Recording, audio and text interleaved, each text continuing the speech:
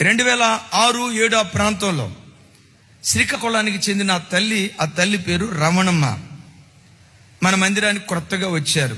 ఎందుకు వచ్చారయ్య అంటే దయ్యం పట్టింది ఆ తల్లికి. మందిరంలో ప్రార్థన చేశాం, దేవుని మహా గొప్ప కృప. ప్రార్థన చేసిన తోటనే ఆ దురాత్మ నుంచి దేవుడు విడుదల దయచేశాడు. మంచి ఆరోగ్యవంతురాలు అయిపోయింది. ఎప్పుడైతే ఆరోగ్యం బాగా కుదటపడిందో ఆ బిడ్డలు కాస్త మందిరానికి రావటం తగ్గించారు, బాప్తిస్మం తీసుకోవాలి. అలా కొన్ని దినాలు గడుస్తూ ఉన్నాయి. షాపూర్ నుంచి ఫోన్ చేశారు మన పిల్లలు, అన్నయ్య రమణమ్మకు మళ్ళా దెయ్యం పట్టింది అన్నయ్య, మీరు వచ్చి ప్రార్థన చేయండి అన్నయ్య అన్నారు. మీరు ముగ్గురు వెళ్ళండి ప్రార్థన చేయండి అని జార్జ్ అన్న ఇంకొక 2 తమ్ముళ్ళను ప్రార్థన చేయటానికి పంపించా. పాపం 1 గంట సేపు పోరాడారు. ఆ దయ్యం పదే నేను పోనంటే బాను. ఆ తర్వాత ఏముందో తెలుసా, మీ పాస్టర్ గారు వచ్చినా నేను పోనందట. సరే అని చెప్పి నేను వెళ్ళా. నేను ప్రార్థన చేసి యేసు నామములో పో అన్నా. ఏముందో తెలుసా దెయ్యం, నేను పోనా. ఒరే సైతానుగా, నజరేయుడైన యేసు నామములో ఈ బిడ్డ దేవుని బిడ్డ, మందిరానికి వచ్చే బిడ్డ, యేసు నామములో పో అన్నా. సైతాన్ గాడు అన్నాడు, ఏంటే రమణమ్మ దేవుని బిడ్డ, రమణమ్మ దేవుని బిడ్డ ఎట్టయిద్ది, నా బిడ్డదే.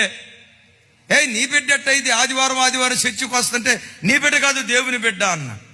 సైతాన్ గాడు ఏమన్నాడు తెలుసా, రమణమ్మ దేవుని బిడ్డో నా బిడ్డో కావాలంటే దిండెత్తి చూడు నీకే తెలిసిద్ది అంది.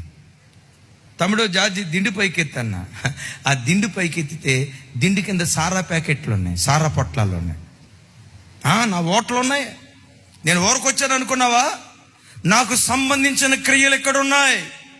నీవేమనుకుంటున్నావు ఆదివారం చర్చికి వస్తుందని? నీవేమనుకుంటున్నావు మందిరంలో ముందు వరుసలో కూర్చుందని? నీవేమనుకుంటున్నావు వాక్యం వింటుందని? చూడు, నాకు సంబంధించిన ఓటలు ఈవిడి దగ్గర ఉన్నాయి కనుక నేను వచ్చా. వెంటనే ఆ సారా ప్యాకెట్ పడేసేసి, రమణమ్మ నీ తప్పు ఒప్పుకో, బాబు నీ తప్పు ఒప్పుకో, నేను ప్రార్థన చేస్తాను అని ప్రార్థన చేస్తే అది ఇప్పుడు బోతాలే. అయితే ఆ ప్రార్థన చేసిన తర్వాత విలవిలలాడిపోయి అక్కడే పడిపోయింది ఆ బిడ్డ.